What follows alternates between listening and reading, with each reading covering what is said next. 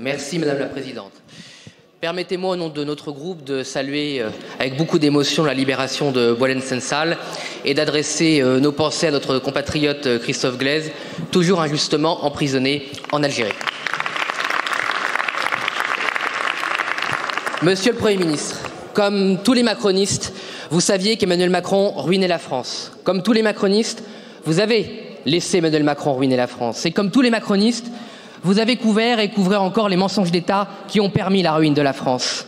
Bref, comme tous les socialo-macronistes ici présents, directement, par complicité ou par recel, vous avez été pris en flagrant délit de faillite frauduleuse par le Rassemblement national. Vous ajoutez à cette culpabilité évidente l'indécence de vos pleurnicheries d'enfants gâtés alors que vous avez la main prise dans le sac et que vous accusez un ami imaginaire. Il n'y a que la caste médiatique pour gober encore les fausses confessions de Bruno Le Maire qui s'invente une vie de lanceur d'alerte alors qu'il est le cœur battant de l'escroquerie d'État. Dès 2023, le RN dénonçait les comptes insincères que vous présentiez au Parlement. Dès février 2024, nous affirmions que vous mentiez volontairement aux Français sur l'état des comptes.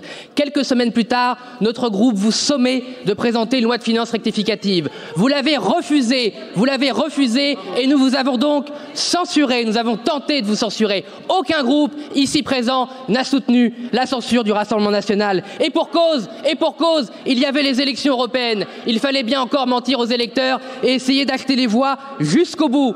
Et ensuite, quand Emmanuel Macron a dissous l'Assemblée nationale, c'était évidemment pour cacher son véritable bilan. L'homme passé des banques à la banqueroute. Tous les députés qui ont participé à l'arnaque du Front républicain contre le RN sont complices de cette arnaque et de la ruine macroniste. Alors, Monsieur le Premier ministre, qu'allez-vous faire contre tous ceux qui ont enfreint la Constitution et la loi organique des finances? Qu'allez-vous faire contre les Kohler, Le Maire, Borne, Attal et tant d'autres, tous complices, tous coupables? Merci Madame la Présidente. Ce que nous faisons, Monsieur le député, c'est de tenir les compromis que les députés ont trouvés. Nous étions ce matin en commission des finances et pour la première fois depuis maintenant quelques années, l'objectif de déficit, 5,4%, va être tenu. Il va être tenu parce que le Haut Conseil aux finances publiques nous dit que ce que nous présentons est crédible et réaliste. Il va être tenu parce que nous avons fait preuve de transparence toute l'année 2025.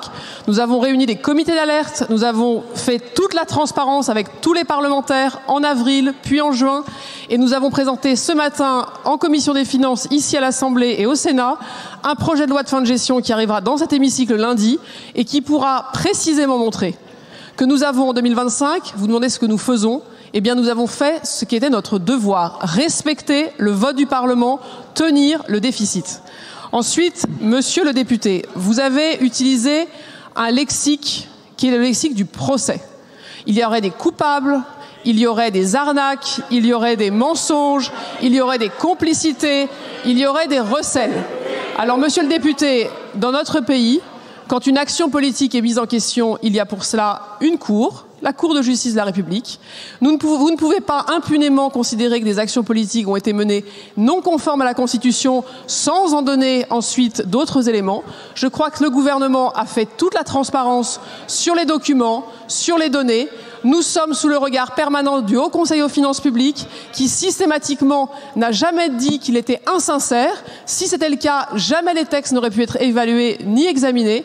Et donc je pense, Monsieur le député, que nous avons à être responsables de nos actions et responsables de nos mots. Je vous remercie. Merci.